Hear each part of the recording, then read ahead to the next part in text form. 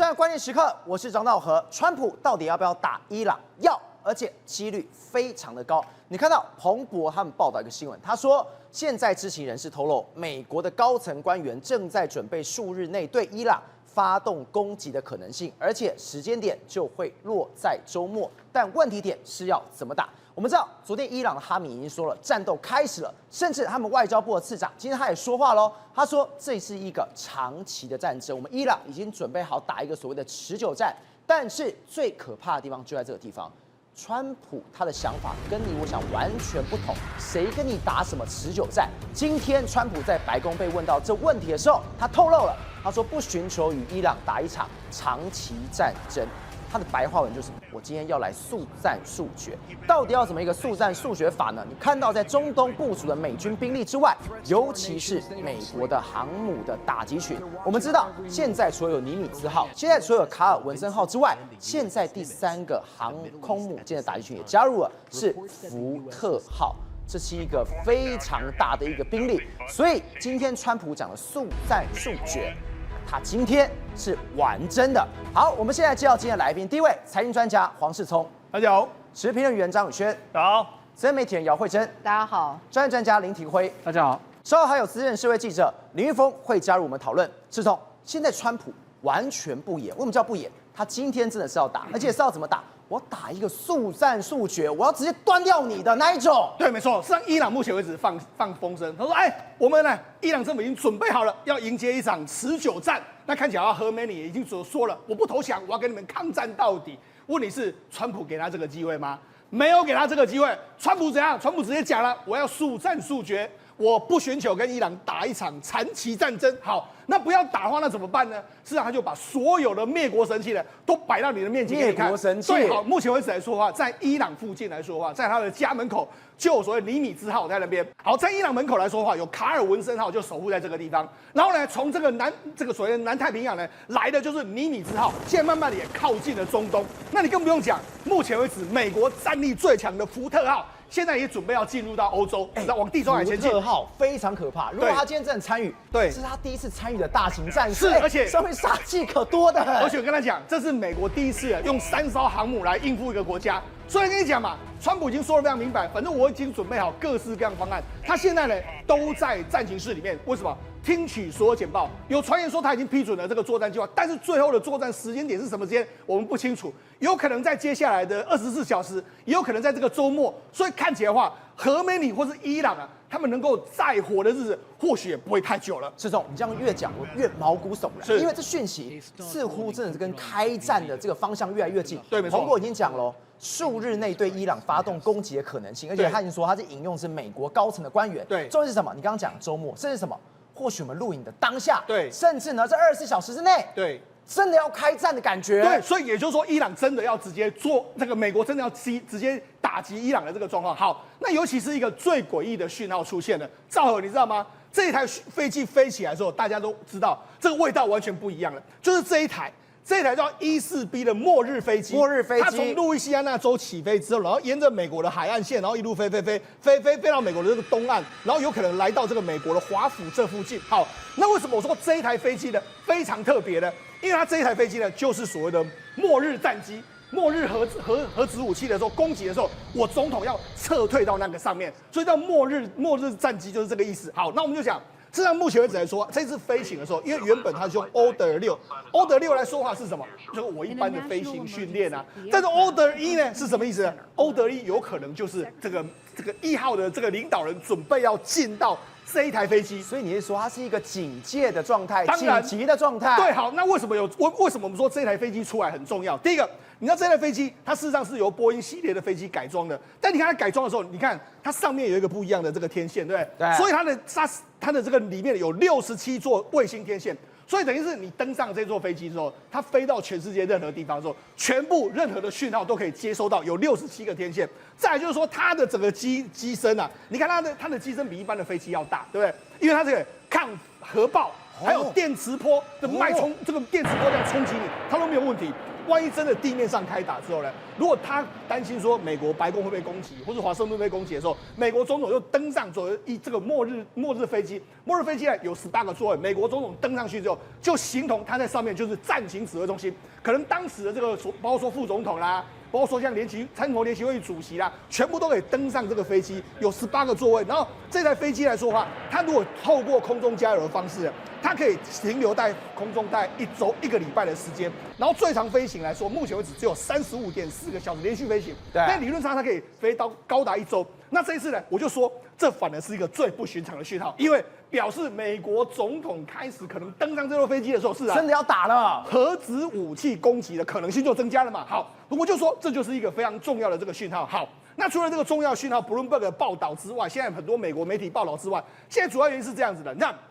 原本在这个巴林这一带来说话，有非常多的这个美国海军的战舰在这个地方，就没想到后来就不见了，就是卫星图像不给你看，也就是说什么意思呢？你看美国开始在把它的牌盖住了。原本它可以让你看到啊，那为什么不让你看？因为它把它的这个所谓传达器把它关掉，关闭之后，你就找不到它的状况。好，目前美国航空母舰是这样，我们刚才不是讲吗？有大概6艘军舰在这个所谓巴林这附近的这个荷姆兹海峡。好。目前为止，卡尔文森号就在这个地方。对，那目前为止，尼米兹号它之前在这个岘港，然后它现在已经往回调过来。你看它现在已经奔赴到中东的这个地方来了，往中东前去的这个状况。好，另外一个是什么？另外就是福特号。福特号它现在准备要这个穿越过所谓的直布罗陀海峡，准备要进入到地中海，要逼近哪里？逼近伊朗这个地方，它要到约莫在以色列外啊，逼近伊朗这个地方。所以它是一个多方的包围网。所以一旦形成的时候，你就会看到说，这边有这个福特号在这边。然后这边有卡尔文森号，这个有卡尔文森号这边，尼米兹战舰也在这边。你看，对伊朗形成一个三个航母的包夹。所以我来讲，普通一个国家被一个航母包夹就已经受不了了，它被3个航母包夹。特别是这一次最特别的是福特号来了。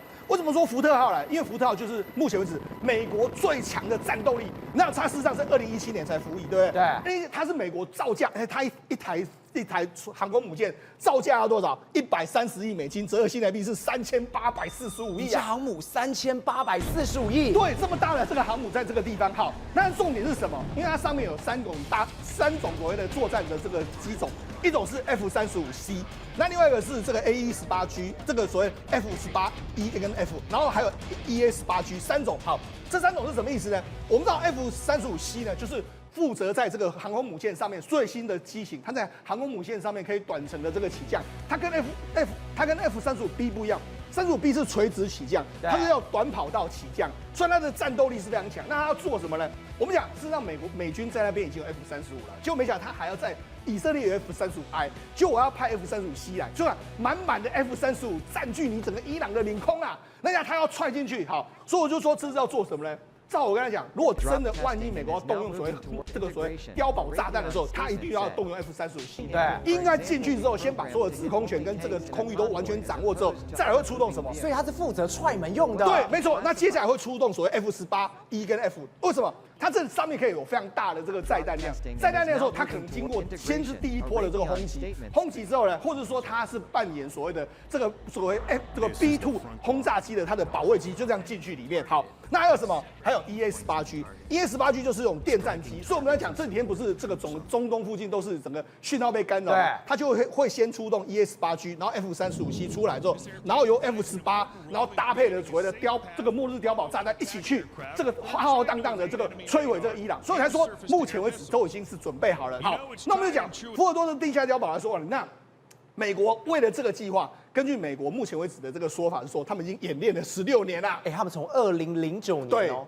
这时间点这么久哦，对，这时间点这么长哦，他们早就想毁掉它了。对，它都跟什么一样？跟这个所谓的这个入侵台湾的时候，这个堪比这个中国入侵台湾的时候，他们也做了非常多演练，都一模一样，演练再演练，丝毫不能够出任何差错了哈。那为什么不能够出丝毫的差错？赵和，我跟你讲，这个攻击基本上就是非常的这个大胆。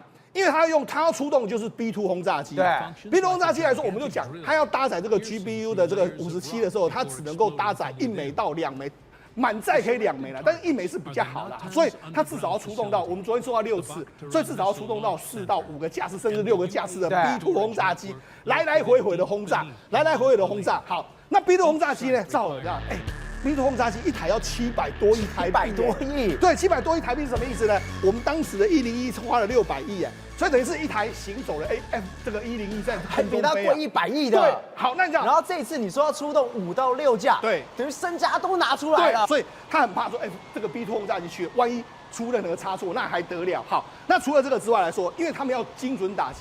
B2 轰炸机只能从2个地方起飞，因为它的这个飞机相当的大，它要特殊的跑道。目前为止来说，从美国的空军基地起飞，空军基地起飞来长期奔驰到这个地方来。好，那6个架次，这个浩浩荡荡，这个是非常大的这个计划。另外，从这个 Diego Garcia 这个地方，他们在这个南太平洋的一个空军基地，从那边起飞去轰炸。所以目前为止，他们都想定出了，一个是从美国本土，一个是从 Diego Garcia 去。然后呢，有6架左右的这个 B2 轰炸机，然后可能搭配了这个庞大的 F。我跟你讲，如果 B2 去的话，一定是庞大的 F-35C，还有庞大的可能美国的或者以色列的 F-16，或是美国的 F-18，这样浩浩荡荡去，一定要确保这个不会被攻击，完完全全护卫队。对啊，所以我们就知道，事实上这就是目前为止美国的想定。所以我跟你讲嘛，美国都已经想定得非常清楚嘛。所以现在为什么赵，你知道为什么这个川普要速战速决？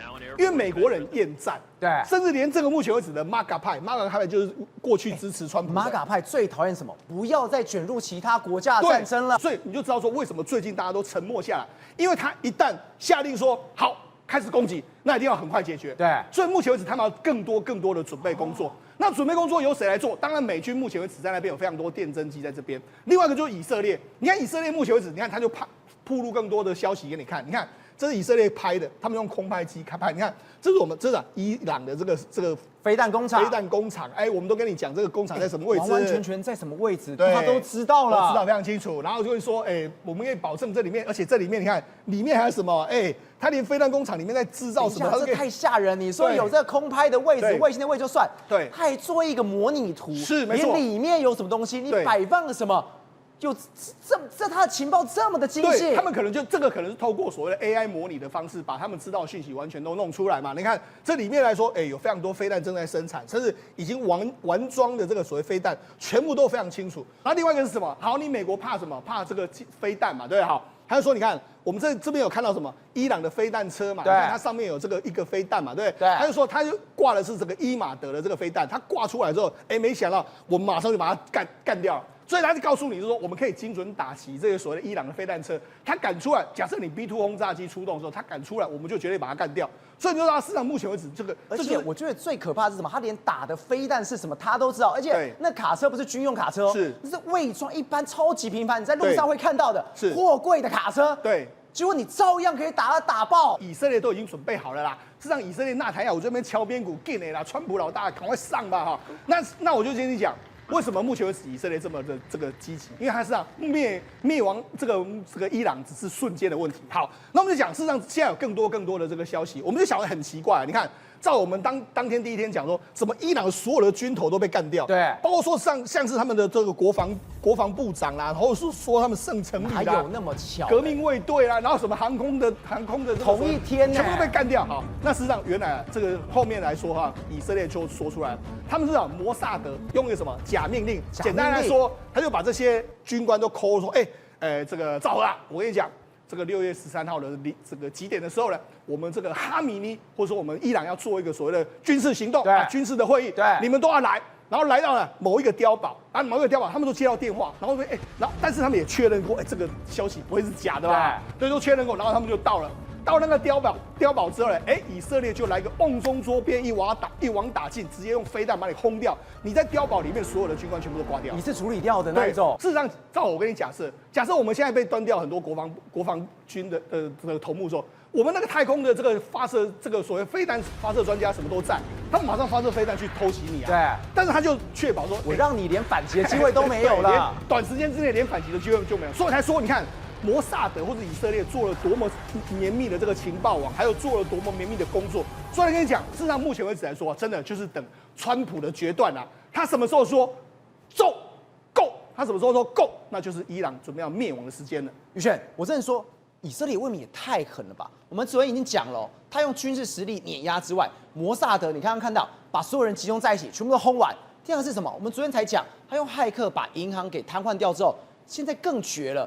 你除了原本的这些钱之外，我连你的虚拟币我也搞你，搞完之后什么？我真的来一个断网，让你没有网络可以用了。所以我们才刚讲完加萨，就今天就得到验证。这个验证是什么呢？果不其然，我们讲在以色列跟伊朗之间的战争，伊朗也难以幸免。首先，他的官方网站呢开始去抛出一系列的消息。这个消息关于什么？就说哎呀，我们有一些路线啊，跟救援的地方，希望大家呢能够赶快参考我们这些资料。那为什么需要用这种方法呢？因为理由很简单，你正常的伊朗人哦，现在打开网页，我们甚至从台湾直接亲自去测试伊朗相关的一些官方或者是说重要的网站，来跑出来的全部都是问号问号 error 504，那就网页挂掉，不能用，全部网站、网路、伺服器都被瘫痪。我们总共试了几个呢？总共试了6个分页，那里面呢只有2个可以开，而且其他的都是什么？哦，就伺服器中断啊，或者是连接超时，跟以前拨接一样，拨接至少会通，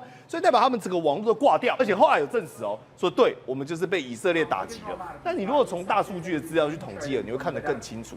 这是在他们的全球网络监测的一个报告 NetBlock 里面写到，你看哦，本来呢都大概90%几的网络是正常的。来到这边呢，变80%，结果照来最后一个瞬间，你有没有看到这个红色圈圈有没有直接荡下来的？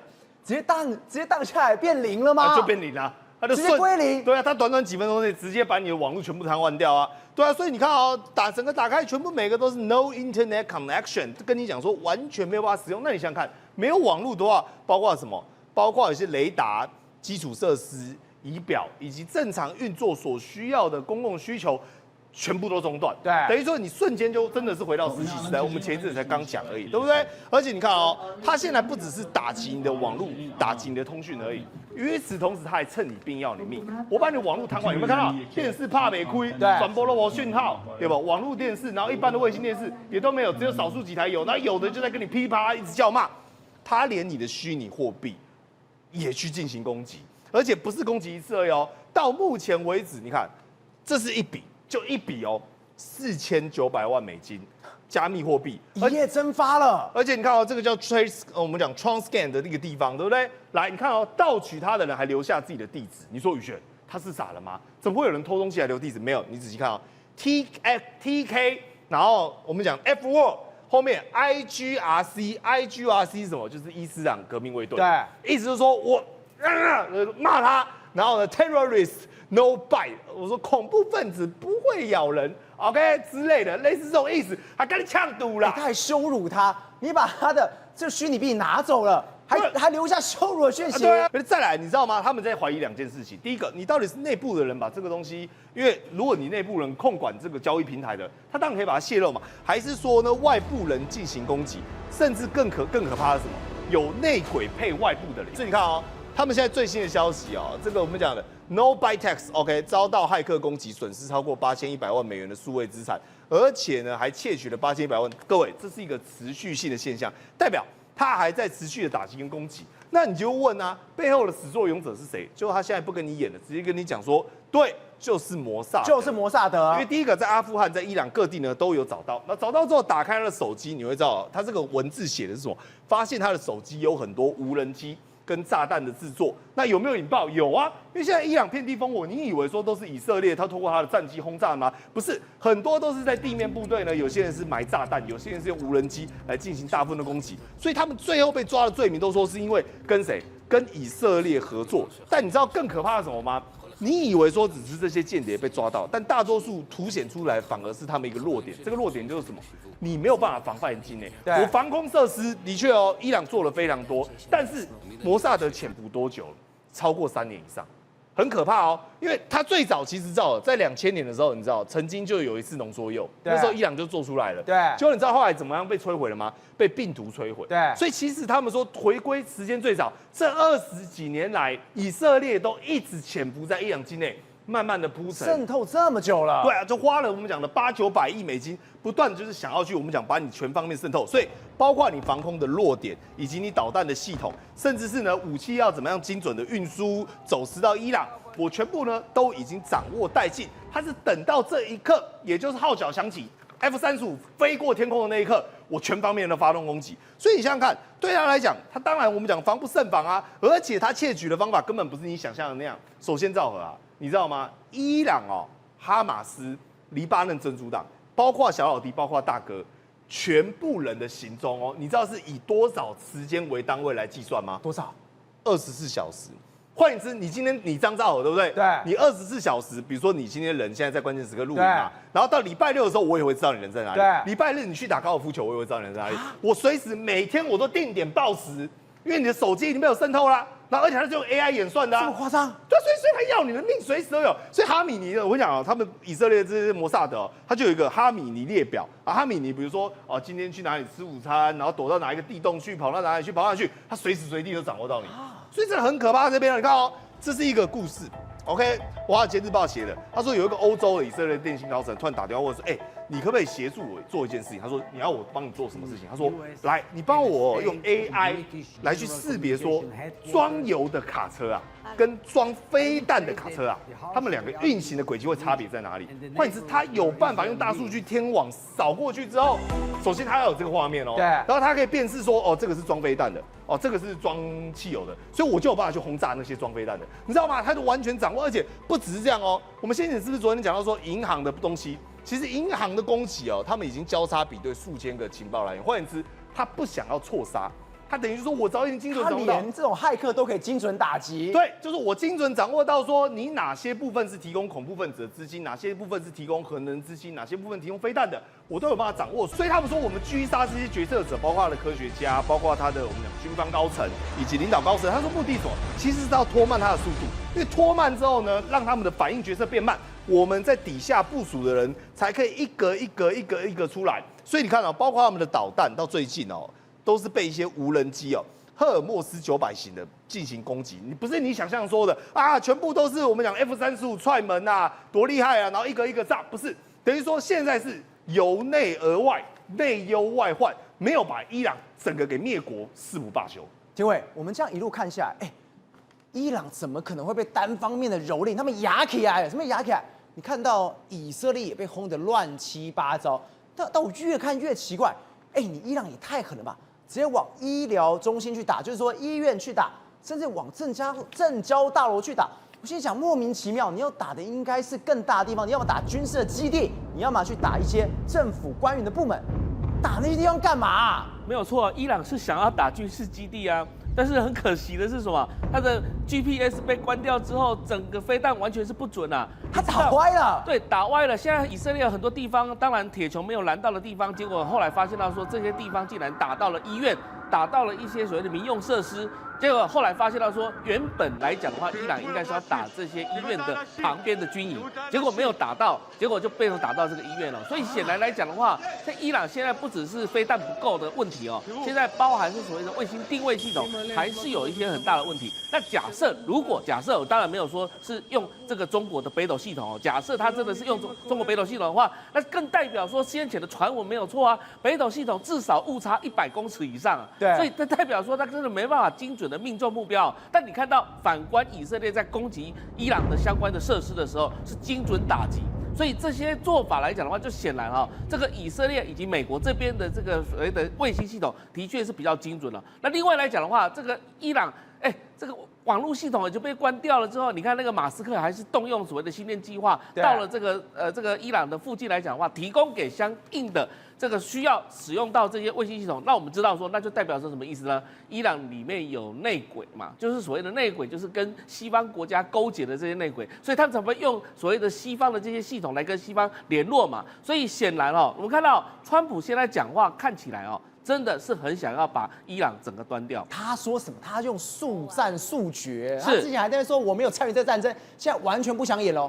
我要打你，我要打爆你，我就要速战速决。是，所以一开始来讲的话，其实我们知道说，这个6月13号以前，美国跟伊朗的确是有在进行一场核子的谈判，但是后来发现到说，可能伊朗没有想要去跟美国谈嘛，所以后来这个以色列做了这个动作之后，显然一件事情就是说，即便是现在科梅尼，这个哈米尼他基本上要求和。但是看起来川普好像似乎这个不为所动啊，不让你求和。对，因为好像这个川普另有思考，另有方法，所以显然可能有一些做法来讲的话，可能这个让伊朗这个现在的政权来讲会非常紧张。所以我们今天也发现到一件事情有3架这个所谓其中有一架可能是总统专机，就是伊朗总统专机跑到了阿曼。